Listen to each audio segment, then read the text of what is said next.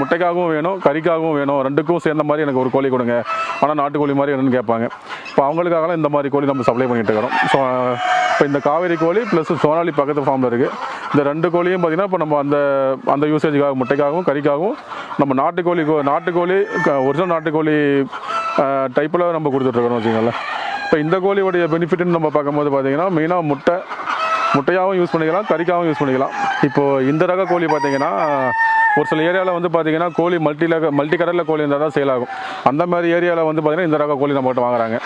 அதாவது எனக்கு வெள்ளை கலரில் கோழி கொடுங்க, ப்ரௌன் கலரில் கோழி கொடுங்க, எல்லா கலரும் கலந்து கொடுங்கிற மாதிரி கேட்குறவங்களுக்கு இந்த ரக கோழி கொடுக்குறோம். இந்த கோழி வந்து மெயினாக பார்த்திங்கன்னா முட்டைக்காகவும் யூஸ் ஆகுது, கறிக்கும் யூஸ் பண்ணுறோம். முட்டைக்குன்னு கொடுக்கும்போது பார்த்திங்கன்னா இந்த கோழி வந்து 230 முட்டையும் கிடைக்கும்.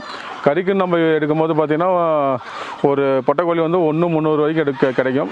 சேவல் பார்த்திங்கன்னா 1 500 வரைக்கும் கிடைக்கும் வெயிட்டு. ரெண்டுத்துக்குமே யூஸ் ஆகும் இந்த ரக கோழி.